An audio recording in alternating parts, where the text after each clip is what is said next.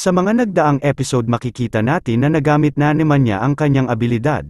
At dito nga lumabas ang notification system, na nagsasabi, na nakakuha ka ng 4 na attribute points, nasabi na lang ng ating bida habang kausap ang kanyang sarili.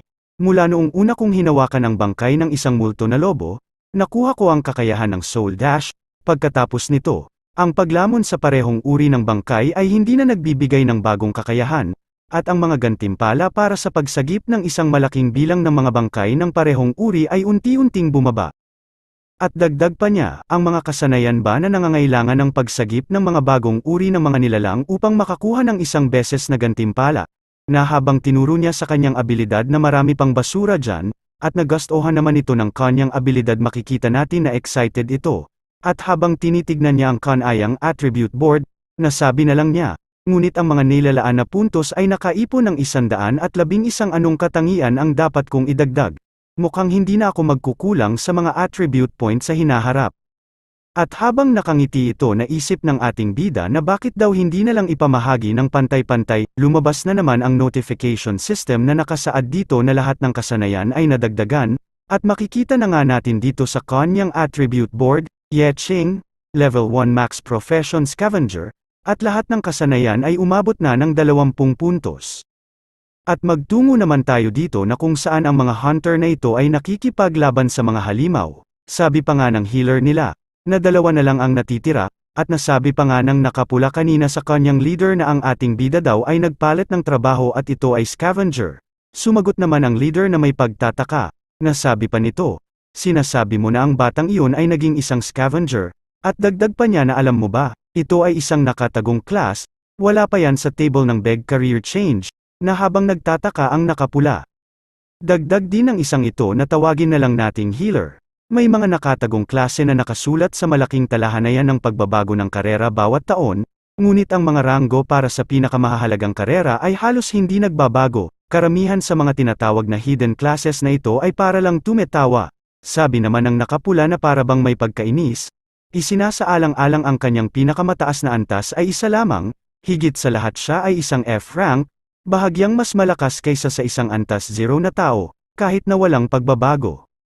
At sabi na lang ng kanilang leader, nakalimutan na ito, at magpatuloy tayo sa ating trabaho, manatiling mapagbantay, na habang ang nakapula makikita natin sa kanyang muka ang pagkainis, at maya-maya pa sa butas na ito lumabas ang hinahanap nilang target, makikita natin ang leader nila ay nanlaki ang mga mata at pinagpawisan na may halong pangamba. Ang tawag sa halimaw na ito ay isang uri ng mound.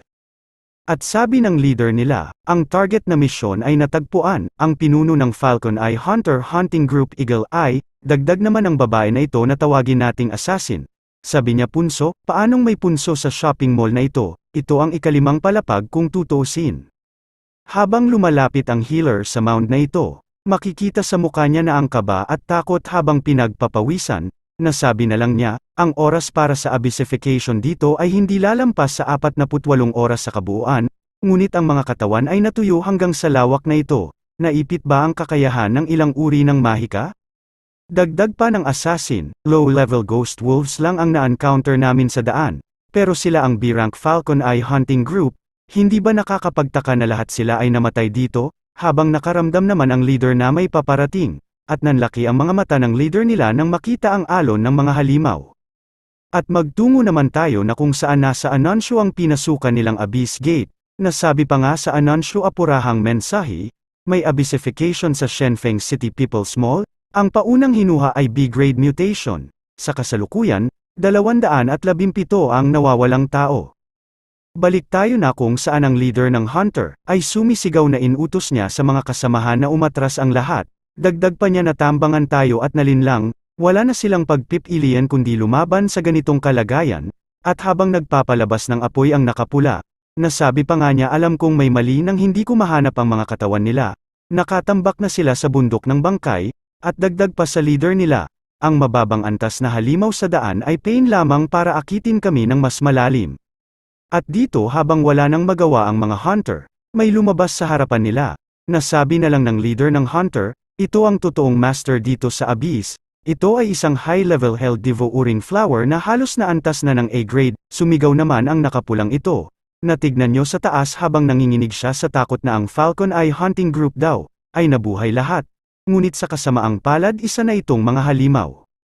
Balik tayo sa ating bida na makikitang busy ito, sa pangungulekta ng mga bangkay ng wolf, lumabas ang notification system na nakasaad dito, Achievement Novice Scavenger, Achieved, Salvage 50 Corpse, natuwa naman ang ating bida na sabi pa nga niya, haha achievement unlock, tapos may reward, nakakatuwa naman, lumabas ulit ang system na may nakuha siyang plain dagger level 1, nasabi na lang ng ating bida, nangangailangan ng antas isa, ang propesyon na ito ay nagbibigay pa nga ng mga gantimpala na may kalidad na junk para sa mga nakamit na medyo kawili-wili, na habang makikita sa mukha niya ang pagod at lumalabas pa ang sipon nito.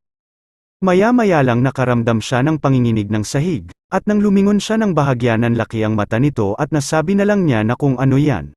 Ito ay isa sa mga kasamahan ng Falcon Eye Hunting Group na naging mga halimaw, kita sa mukha niya ang pagkagulat, inatake na nga siya nito ngunit naiwasan niya lang ito dahil sa na-trigger ang agility niya na kung tawagin ay perfect dodge, dagdag pa ng ating bida, kainis na takot ako dun na ang akala ko mamatay ako.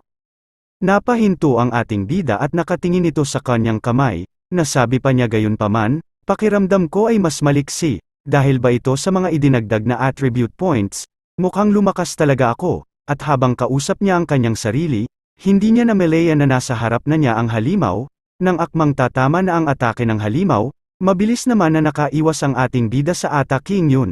Dahil dito lumayo siya ng bahagya, at naisip pa nga niya na hindi lang liksi, nagdagdag din ako ng lakas.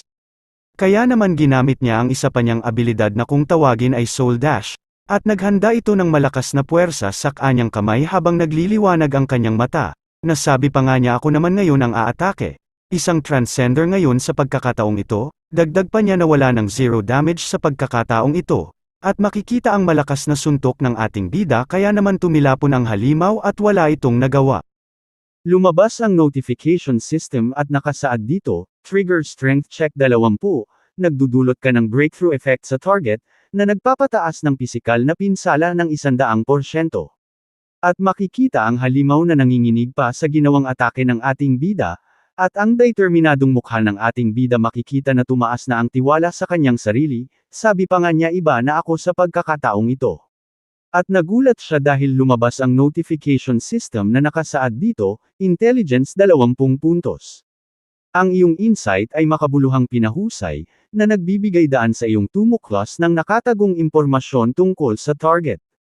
At nakita na nga ng ating bida ang impormasyon na makakatulong sa kanya na matalo ang halimaw, at dito nga sinabayan na ng ating bida ang pag-atake ng halimaw, bawat atake nga ng halimaw ay mabilis niya itong naiiwasan, dito na nga ay naghahanda ang ating bida, nasabi pa nga niya ang kahinaan nito ay nasa leeg, kaya naman nilabas niya ang kanyang dagger para sa gagawin niyang atake. Nagtagumpay nga ang ating bida sa ginawa niyang atake, makikita nga na dahan-dahan bumagsak ang halimaw. Makikita ang paglabas ng notification system na nakasaad dito, You killed the infested human, at makikita ang malademonyong mata ng ating bida, at kasabay ulit ang paglabas ng notification system Trigger Constitution 20. Ang epekto ng pagkalason ay naturalized sa oras na ito, nakangiti ang ating bida habang pinagmamasdan niya ang kanyang kamay na may hawak na dagger at nasabi pa niya tagumpay ako sa una kong pagpatay ng mag-isa. Lumabas ang notification system ang matagumpay na pagsagip sa infested na tao. Makakuha ng passive skill na nakakalason na pagbabago.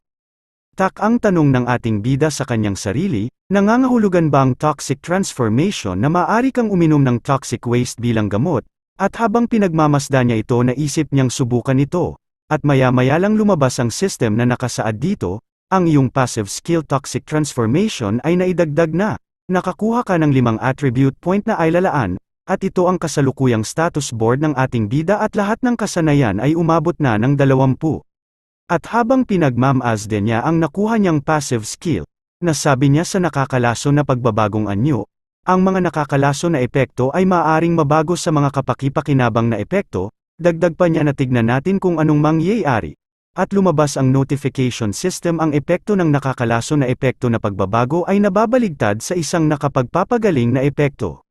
Tuwang-tuwa ang ating bida dahil ang mga natanggap niyang pinsala ay gumaling na. Dagdag pa niya napakalakas ng random na nakuhang epekto, pakiramdam ko ay lumundag ang lakas ko, At habang tinitignan niya ang kanang attribute board, nasabi niya na aalala ko na pagkatapos magdagdag ng katalinuhan sa isang tiyak na halaga, makakakita ako ng higit pang nakatagong impormasyon tungkol sa target, kaya sa pagkakataong ito, ilaan natin ang 5 puntos na ito sa katalinuhan.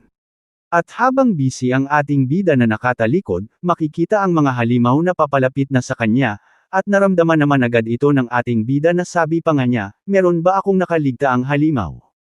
At nang makita niya ito nasabi na lang niya, na marami pala, at habang nakaharap sa mga halimaw na alala niya ang mga sinasabi sa kanya ng mga tao, ang pasanin sa lipunan. Basura, walang kwentang tao, yan ang mga sinasabi sakin. Pero ngayon sasabihin ko na sa kanila ng malakas, ako si Yeching.